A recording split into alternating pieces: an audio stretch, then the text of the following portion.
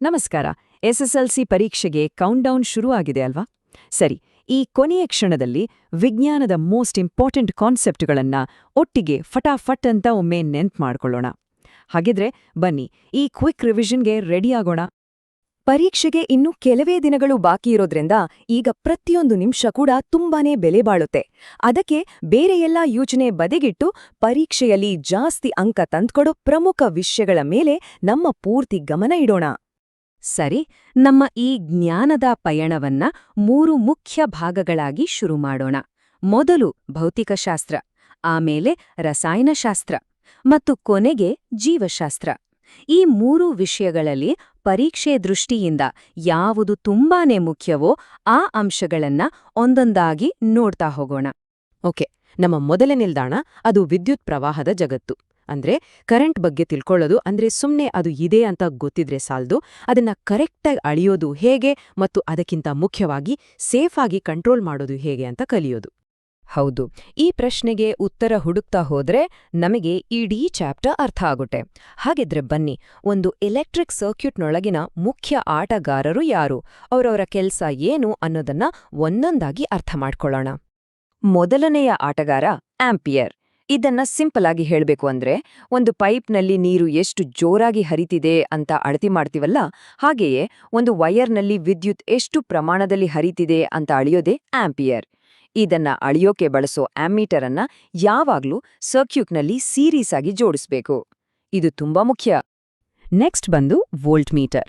Current ಹರಿಯೋಕೆ ಒಂದು ಒತ್ತಡ ಅಥವಾ ಥಳ್ಳೋ ಶಕ್ತಿ ಬೇಕಲ್ವಾ? ಆ ಶಕ್ತಿ ಎಷ್ಟಿದೆ ಅಂತ ಅಳಿಯೋದೇ ಈ ವೋಲ್ಟ್ ಮೀಟರ್. ಆ ಮೀಟರನ್ನ ಸೀರೀಸ್ನಲ್ಲಿ ಹಾಕಿದ್ವಿ, ಆದ್ರೆ ಈ ವೋಲ್ಟ್ ಮೀಟರ್ನ ಯಾವಾಗ್ಲೂ ಸರ್ಕ್ಯೂಟ್ಗೆ ಪ್ಯಾರಲಲ್ ಆಗಿ ಕನೆಕ್ಟ್ ಮಾಡ್ತೀವಿ. ರಿಯೋಸ್ಟ್ಯಾಟ್ ಇದು ತುಂಬಾ ಸಿಂಪಲ್, ನಮ್ಮನೆ ಫ್ಯಾನ್ ರೆಗ್ಯುಲೇಟರ್ ಇದ್ದ ಹಾಗೆ. ವೋಲ್ಟೇಜ್ ಅನ್ನ ಏನೂ ಬದಲಾಯಿಸದೆ ಇದು ಸರ್ಕ್ಯೂಟ್ನ ರೋಧ ಅಂದ್ರೆ ರೆಸಿಸ್ಟೆನ್ಸ್ ಅನ್ನ ಬದಲಾಯಿಸಿ ಕರೆಂಟ್ ಜಾಸ್ತಿ ಬೇಕಾ ಅಥವಾ ಕಮ್ಮಿ ಬೇಕಾ ಅಂತ ಕಂಟ್ರೋಲ್ ಮಾಡುತ್ತೆ. ಮತ್ತು ಕೊನೆಗೆ ನಮ್ಮ ಎಲೆಕ್ಟ್ರಿಕ್ ಸರ್ಕ್ಯೂಟ್ನ ಬಾಡಿಗಾರ್ಡ್, ಅದುವೇ ವಿದ್ಯುತ್ ಫ್ಯೂಸ್. ಏನಾದ್ರೂ ಕರೆಂಟ್ ಲಿಮಿಟ್ ಮೀರಿ ಜಾಸ್ತಿ ಬಂದ್ರೆ ಈ ಫ್ಯೂಸ್ ತಾನಾಗೆ ಕರಗಿ ಕನೆಕ್ಷನ್ ಕಟ್ ಮಾಡ್ಬಿಡುತ್ತೆ. ಇದ್ರಿಂದ ನಮ್ಮ ಮನೇಲಿರೋ ಟಿವಿ, ಫ್ರಿಡ್ಜ್ನಂತಹ ಬೆಲೆಬಾಳೋ ವಸ್ತುಗಳು ಸೇಫ್ ಆಗಿರುತ್ತೆ. ಸರಿ, ಫಿಸಿಕ್ಸ್ ಆಯ್ತು. ಈಗ ಕೆಮಿಸ್ಟ್ರಿಯ ಮ್ಯಾಜಿಕಲ್ ವರ್ಲ್ಡ್ಗೆ ಹೋಗೋಣ. ಇಲ್ಲಿ ವಸ್ತುಗಳು ಒಂದು ರೂಪದಿಂದ ಇನ್ನೊಂದು ರೂಪಕ್ಕೆ ಹೇಗೆ ಬದಲಾಗ್ತವೆ ಮತ್ತು ಈ ಬದಲಾವಣೆ ಆಗುವಾಗ ಶಕ್ತಿ ಹೇಗೆ ಆಟವಾಡುತ್ತೆ ಅನ್ನೋದನ್ನ ನೋಡೋಣ. ಕೆಮಿಸ್ಟ್ರಿಯಲ್ಲಿ ಮುಖ್ಯವಾಗಿ 2 ಥರದ ರಿಯಾಕ್ಷನ್ಗಳಿವೆ. ಮೊದಲನೇದು ಬಹಿರುಷ್ಣಕ ಅಂದ್ರೆ ಎಕ್ಸೋಥರ್ಮಿಕ್. ಎಕ್ಸೋ ಅಂದ್ರೆ ಹೊರಗೆ. ಈ ರಿಯಾಕ್ಷನ್ ಆದಾಗ ಶಾಖ ಹೊರಗ್ ಬಿಡುಗಡೆಯಾಗುತ್ತೆ. ಪಟಾಕಿ ಸಿಡಿದಾಗ ಶಾಖ ಬೆಳಕು ಎಲ್ಲ ಹೊರಗ್ ಬರುತ್ತಲ್ಲ ಹಾಗೆ. ಇನ್ನೊಂದು ಅಂತರುಷ್ಣಕ ಅಂದ್ರೆ ಎಂಡೋಥರ್ಮಿಕ್. ಎಂಡೋ ಅಂದ್ರೆ ಒಳಗೆ. ಈ ರಿಯಾಕ್ಷನ್ ಆಗ್ಬೇಕು ಅಂದ್ರೆ ಅದು ಸುತ್ತಮುತ್ತಲಿನಿಂದ ಶಾಖವನ್ನ ಹೀರ್ಕೊಳ್ಳುತ್ತೆ.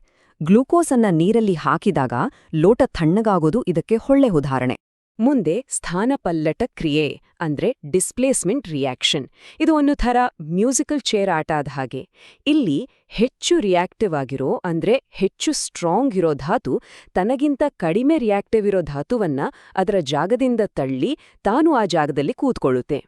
ಹಾಗೆ ದ್ವಿಸ್ಥಾನಪಲ್ಲಟ ಕ್ರಿಯೆ ಅಂದ್ರೆ ಡಬಲ್ ಡಿಸ್ಪ್ಲೇಸ್ಮೆಂಟ್ ರಿಯಾಕ್ಷನ್.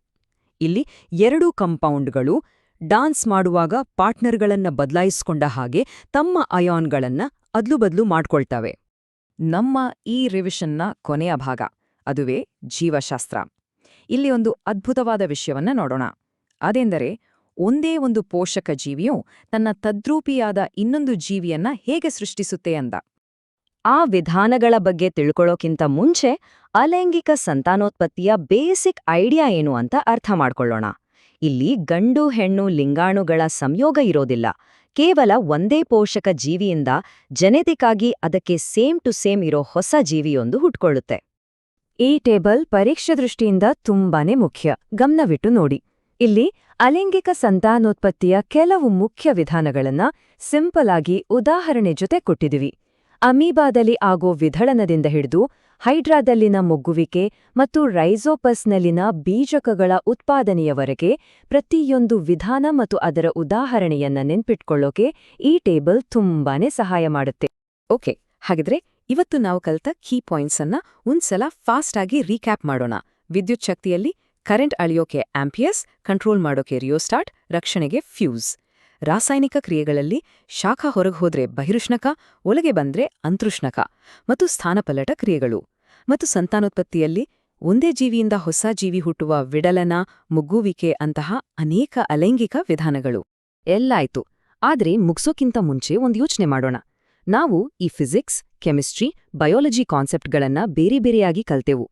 ಆದ್ರೆ ನಮ್ಮ ಸುತ್ತಮುತ್ತಲಿನ ಜಗತ್ತಿನಲ್ಲಿ ಇವೆಲ್ಲ ಒಂದೊಂದೇ ಆಗಿ ಕೆಲಸ ಮಾಡಲ್ಲ.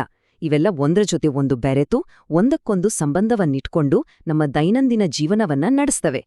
ಈ ಕನೆಕ್ಷನ್ ಅನ್ನ ಅರ್ಥ ಮಾಡ್ಕೊಂಡ್ರೆ ವಿಜ್ಞಾನ ಇನ್ನೂ ಇಂಟ್ರೆಸ್ಟಿಂಗ್ ಆಗತ್ತೆ. ಪರೀಕ್ಷೆಗೆ ಆಲ್ ದಿ ಬೆಸ್ಟ್.